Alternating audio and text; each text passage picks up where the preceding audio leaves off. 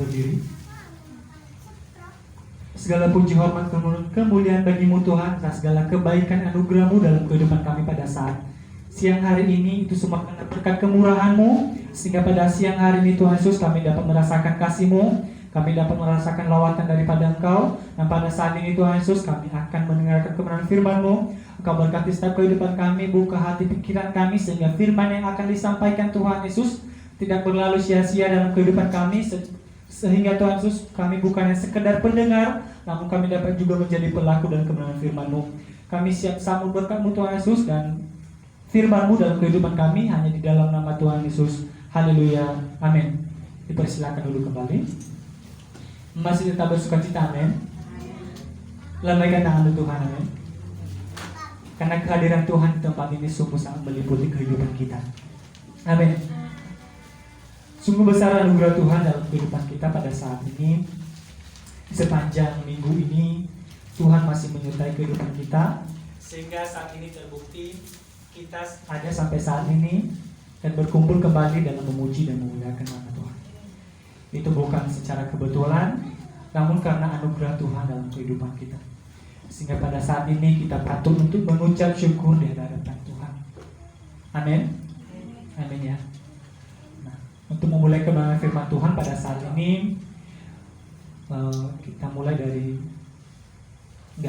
kita baca dari kitab Yosua, Perjanjian Lama, Yosua pasal 14 ayat yang ke-6 sampai ayatnya yang ke-15. Yosua pasal 14 ayat yang ke-6 sampai ayatnya yang ke-15. Yosua 14 ayat 6 sampai ayatnya yang ke-15. Sudah dapat semua, amin? Oke, kita tunggu dari layar. Yosua 14 ayat 6 sampai ayatnya yang ke-15. Dengan judul perikop, Kaleb mendapatkan Hebron.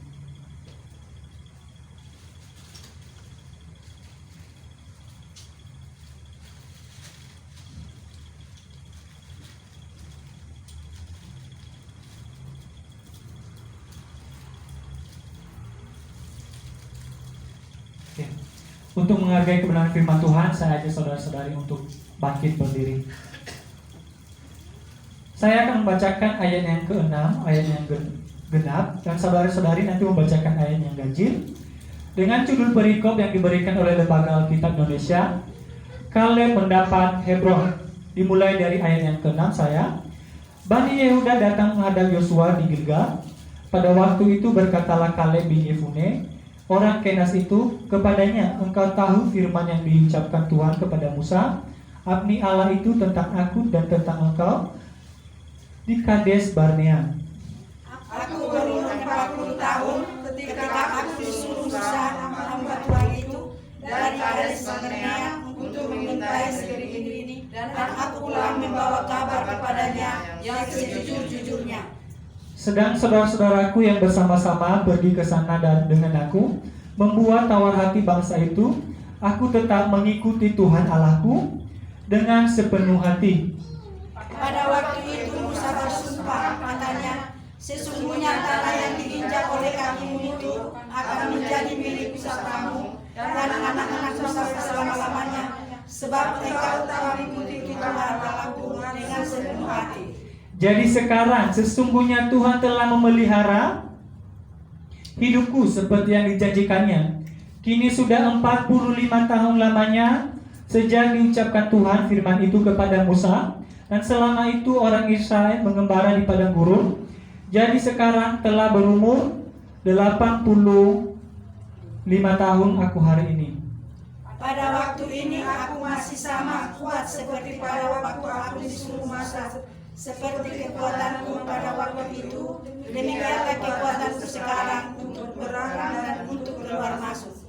Oleh sebab itu, berikanlah kepadaku pegunungan yang dijanjikan Tuhan pada waktu itu, sebab engkau sendiri mendengar pada waktu itu bahwa di sana ada orang enak dengan kota-kota yang besar dan berkubu. Mungkin Tuhan menyertai aku sehingga aku menghalau mereka seperti yang difirmankan Tuhan. Lalu Yosua memberkati Kaleb bin Yefune dan diberikannya Hebron kepadanya menjadi milik pusakanya. Itulah sebabnya Hebron menjadi milik pusaka Kaleb bin Yefune, orang Kenas itu sampai sekarang ini, karena ia tetap mengikuti Tuhan Allah Israel dengan sepenuh hati. Kita baca bersama-sama 1, 2, 3. Namun Hebron dahulu ialah Kiriath Arba. Arba ialah orang yang paling besar di antara orang Anak, dan amanah negeri itu dan berhenti karena berperang. Amin. Dipersilakan duduk kembali. Nah, pada saat ini, dalam minggu ini kita akan berbicara tentang seorang tokoh Alkitab yang betul yang bernama Kaleb. Kaleb merupakan suruhan Musa untuk mengintai tanah Kanaan, tanah perjanjian. Mereka disuruh 12 orang. Dalam 12 orang itu hanya 2 orang yang kembali atau menyatakan kebenaran yang sejujurnya, yaitu Kaleb dan Yosua. Ya. Nah, tema kita saat ini yaitu tetap sama dan tidak berubah. Tetap sama dan tidak berubah. Banyak orang-orang di luar sana dari awal mungkin setia, tapi pada akhirnya drop, tidak mau lagi, tidak sama seperti yang awal, langsung berubah drastis, berubah 180 derajat, tidak lagi kembali. Tetapi Yosua atau Kaleb ini, ia tetap sama dimulai dari umurnya yang 40 tahun. Ia masih tetap sama sampai di umurnya 85 tahun, ia sudah menua. Tetapi kasih setianya kepada Tuhan tidak pernah berubah, tetap sama dan tidak pernah berubah. Ya. Kalau kita melihat silsilah Kaleb, Kaleb ini merupakan non-Israel, bukan bangsa Israel. Lalu kenapa dia bisa dihubungkan dengan bangsa Israel? Karena Kaleb ini kalau kita lihat dari silsilahnya, Kaleb ini bagian dari keluarga Edom atau Esau. Esau itu saudaranya Yusuf. Nah, sehingga Kaleb ini dikelompokkan menjadi bangsa Israel. Namun Kaleb juga mengambil anak dari istri Hur, sehingga anak dari perempuan Hur dari suku Yehuda. Sehingga Kaleb ini dikatakan sebagai bangsa Israel dan berasal dari suku Yehuda. Ketika ia mengintai bangsa Israel, dia perwakilan dari bangsa Yehuda. Ya.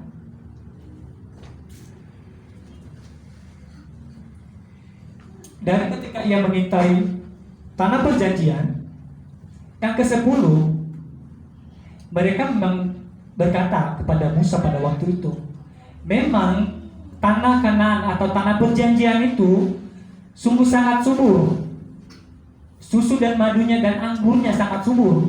Tetapi ada kata tetapi, orang-orang Kanaan sangat kuat, kokoh. Pada masa itu masih ada orang-orang raksasa atau disebut sebagai suku Enak. Suku Enak merupakan bangsa-bangsa atau dalam perjanjian lama merupakan orang-orang raksasa. Bukan raksasa seperti yang kita lihat di TV ya, tetapi tubuh mereka atau tinggi-tinggi lagi loh. Sehingga bangsa Enak ini dikatakan sebagai orang-orang raksasa yang ada di bumi. Ya. Yang ke-12 pengintai hanya Yosua dan Kaleb yang mengatakan yang sebenarnya. Yang ke-10 berkata kepada Musa, kita tidak akan pernah mampu untuk mengalahkan bangsa Kanaan itu, mereka kuat, kokoh. Tetapi karena Kaleb memiliki iman yang tetap teguh di dalam Tuhan, ia berkata kepada Musa, kita pasti bisa.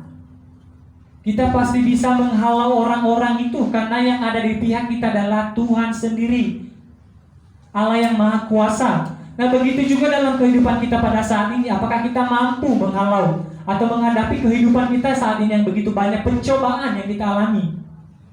Apakah kita sama seperti Kaleb? Apakah kita sama seperti Yosua?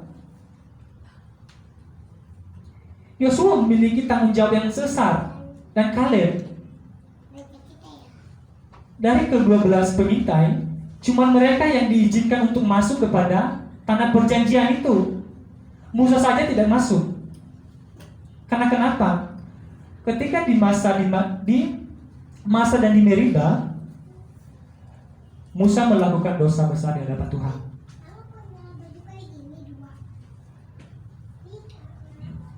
Mari kita baca di Bilangan 20 ayat yang ke-12.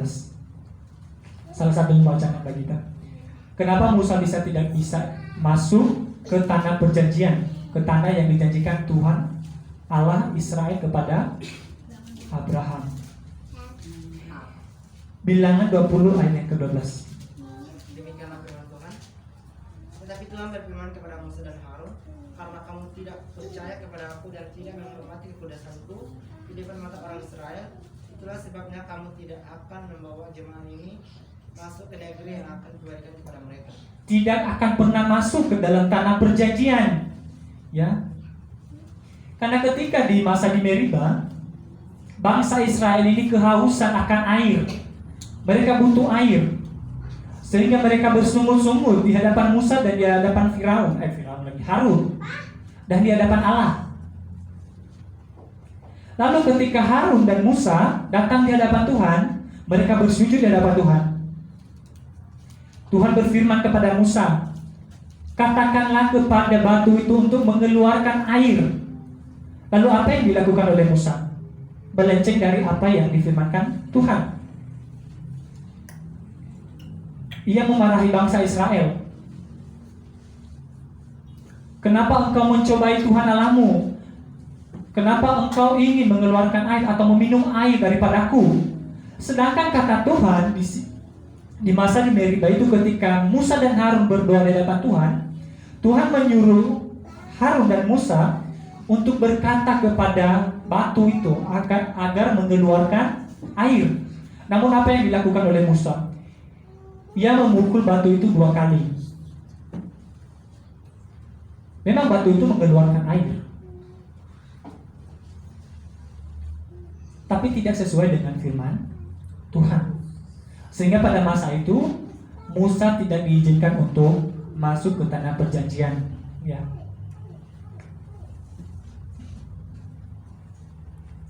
Pada masa itu, pada waktu perjanjian lama, perbuatan Musa ini sama seperti tidak menghargai kekudusan Allah, mencobai Tuhan, atau tidak percaya kepada Tuhan. Apa dikatakannya kepada bangsa Israel? Kenapa engkau bersungut-sungut dan mencobai Allah, dan mengapa engkau menyuruh aku untuk dapat mengeluarkan air, untuk meminum air? Ya. Padahal kata Tuhan, firman-Nya kepada Musa, katakan saja kepada batu itu untuk mengeluarkan air, jangan pukul dengan tongkatmu. Namun Musa melakukannya dengan tidak sesuai dengan kebenaran firman Tuhan. Ia memukul batu itu dengan 2 kali. Nah, begitu juga dalam kehidupan kita pada saat ini. Apakah kita hidup sama seperti Kaleb dan Yosua? Musa hanya diizinkan untuk melihat saja, tetapi tidak masuk, tidak dapat menikmati keindahan tanah perjanjian itu. Sehingga ketika ia mati di umur yang ke-120 tahun, ia hanya dapat melihat keindahannya saja. Di atas Moab, gunung Nebo, yakni ke atas gunung Pisgah yang ditentangkan oleh Yeriko. Ya. Ketika ia melihat, hilanglah Musa di situ. Sampai saat ini mayatnya tidak ditemukan. Ya. Namun kembali lagi kita berbicara tentang Kaleb. Apa saja yang tidak berubah dalam kehidupan Kaleb? Ia tetap sama. Coba baca di ayat yang ke-11. Yosua 14 ayat yang ke-11.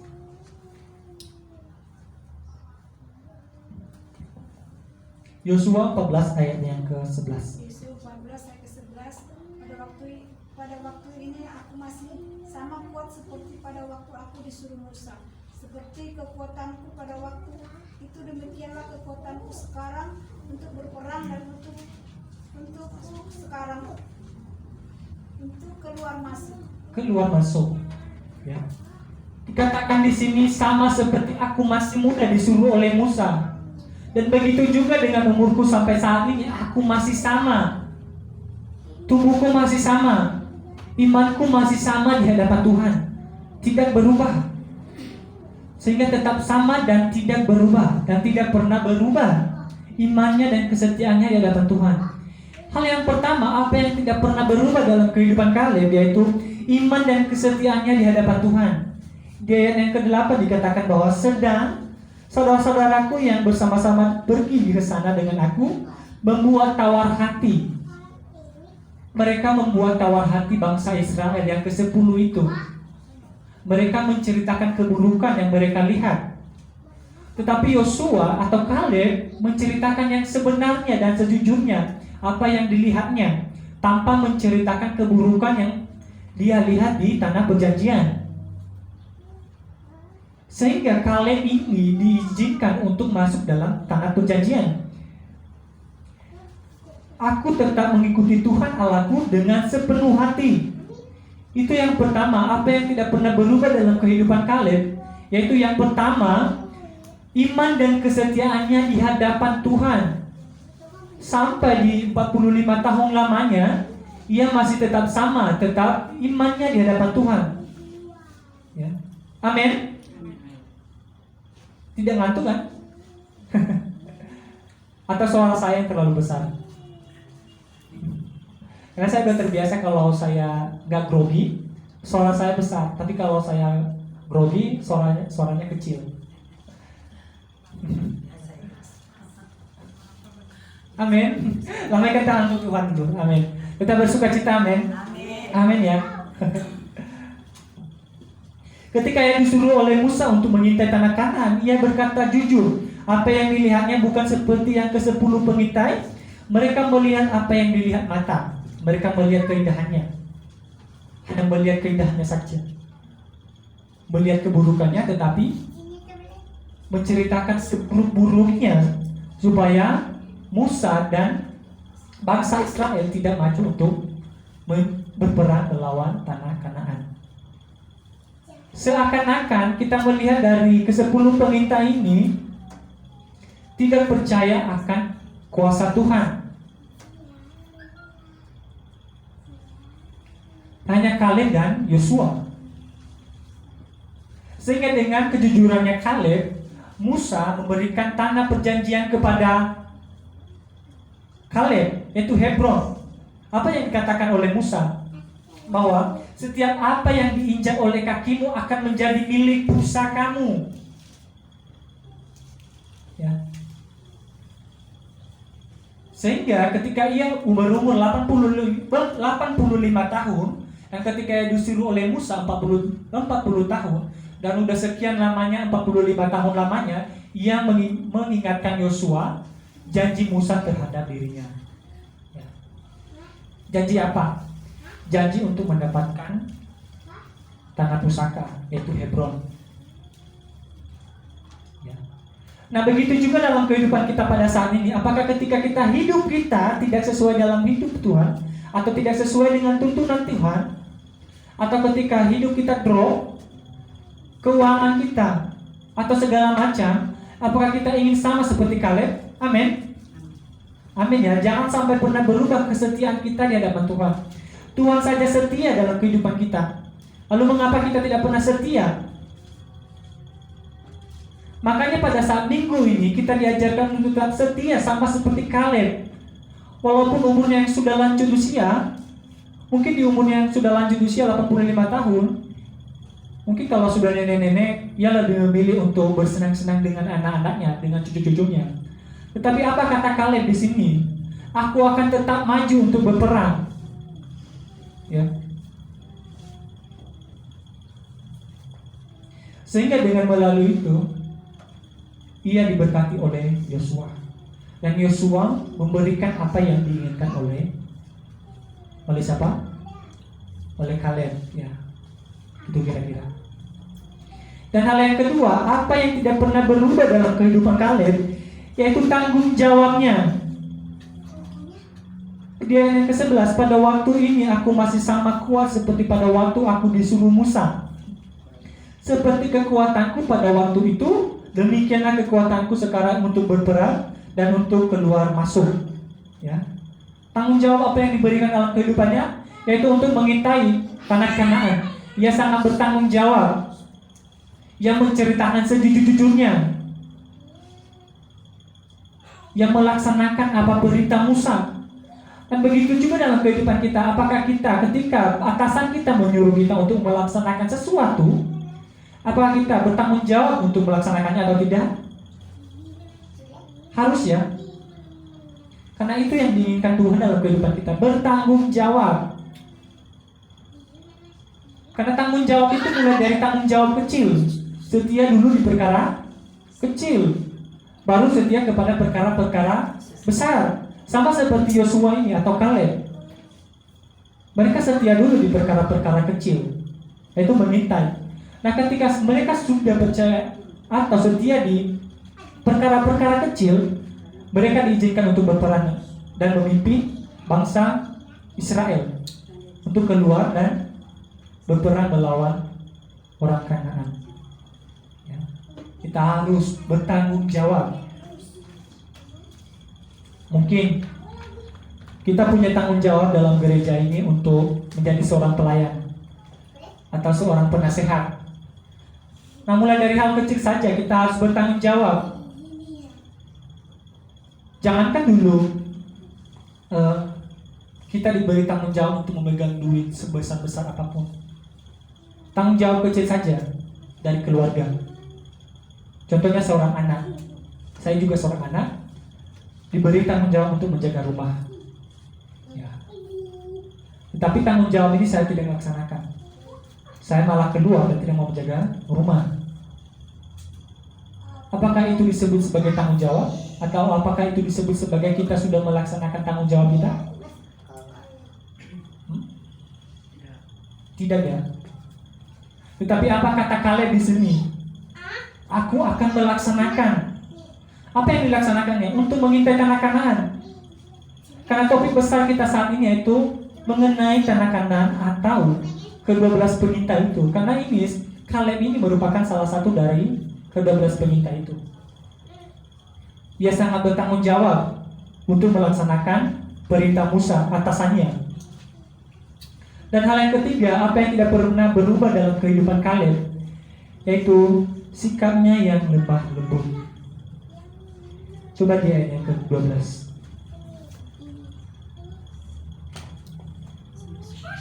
Ke-12. Coba salah satu untuk membacakannya. Oleh sebab itu berikanlah kepada pegunungan yang dijanjikan Tuhan pada waktu itu, sebab engkau sendiri mendengar pada waktu itu bahwa di sana ada orang enak dengan kota-kota besar dan berkubu. Mungkin Tuhan menyertai engkau sehingga aku menghalau mereka, seperti yang difirmankan Tuhan. Oleh sebab itu berikanlah kepadaku pegunungan itu. Ia meminta kepada Yosua dengan lemah lembut. Padahal kalau kita lihat ya, Yosua dan Kaleb ini sama-sama diperintahkan oleh Musa untuk mengintai tanah Kanaan. Derajat mereka sama. Tetapi karena kelemah lembutannya Kaleb ini meminta dengan hormat. Engkau saja tahu waktu ketika kita disuruh oleh Musa untuk mengintai tanah perjanjian itu, apa janji Musa? Mungkin Tuhan menyertai aku sehingga aku menghalau mereka.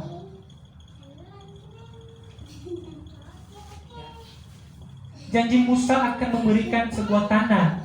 Tanah yang akan diinjak oleh Kaleb akan menjadi milik pusakanya. Tetapi karena sikapnya Kaleb ini lemah lembut, ia meminta dengan hormat kepada Yosua. Berikanlah kepadaku pegunungan yang dijanjikan Tuhan pada waktu itu. Rasa kemanusiaannya, rasa interaksinya kepada Yosua sangat menghargai kehadiran Musa. Karena Yosua Karena Yosua dipercayakan untuk memimpin bangsa Israel untuk keluar di tanah Mesir. Ya. Nah, begitu juga dalam kehidupan kita pada saat ini. Walaupun kehidupan kita, anak kecil atau apapun itu, dan saya sendiri, ketika meminta sesuatu, mintalah dengan lemah lembut. Jangan merasa sok keras, sok paling pandai, atau sok paling terhormat dari antara orang lain. Mengapa saya harus meminta dengan lemah lembut? Kan saya lebih atasannya, derajat saya lebih tinggi. Tapi tidak seperti itu. Walaupun derajat kita sama, haruslah minta dengan lemah lembut seperti Kaleb. Ya. Yang meminta tanah perjanjian pegunungan kepada Yosua. Lalu apa yang Yosua lakukan? Memberikan dan memberkati Kaleb. Sehingga Kaleb ini mendapatkan Hebron, ya, sampai saat ini. Ya. Nah, oleh sebab itu saya mengajak saudara-saudara yang terkasih di dalam kasih Tuhan, janganlah pernah berubah setia di hadapan Tuhan. Mungkin dari awal kita sangat setia di hadapan Tuhan, tapi jangan sampai di akhir-akhirnya kita kendor dalam pelayanan Tuhan. Ya. Kita harus sama seperti Kaleb. Mulai dari awalnya, dari umur 40 tahun, ia tidak pernah berubah. Kasih setianya di hadapan Tuhan itu tidak pernah berubah. Ya. Mungkin ada goncangan sedikit, kita langsung berubah. Bukan berubah jadi Power Rangers, tetapi tidak percaya lagi kepada Tuhan, tidak mau setia. Tetapi Yosua ini walaupun dalam kehidupannya banyak tantangan, mungkin dalam peperangan, tapi yang masih tetap setia dan percaya kepada Tuhan Yesus. Ya. Oleh sebab itu saya mengajak saudara-saudari untuk tetap setia di hadapan Tuhan. Kita memiliki tanggung jawab dan bertanggung jawab dan memiliki sikap yang sangat lemah lembut di hadapan saudara-saudari, terutama kepada saudari seiman kita. Nah, itulah untuk kebenaran firman Tuhan pada saat siang hari ini dalam minggu ini, bahwa kita harus sama seperti Kaleb. Bukan harus sama, kita harus wujud kita sama, tetapi perilakunya Kaleb. Mungkin contohnya Melisa lebih cantik, maka kita harus sama seperti Melisa. Harus sama mulai dari ujung rambut sampai ujung kaki. Tidak, tetapi kita harus mencontoh perilakunya, ya. Bukan fisiknya. Mungkin fisik contohnya aja, fisiknya Lisa cantik, lebih cantik daripada orang lain, atau dikatakan sebagai Miss Indonesia, paling cantik se-Indonesia ya. Aminkan saja, karena pada dasarnya itu wanita itu cantik, nggak ada yang ganteng. Ya memang betul. Memang nggak ada wanita ganteng. Ya.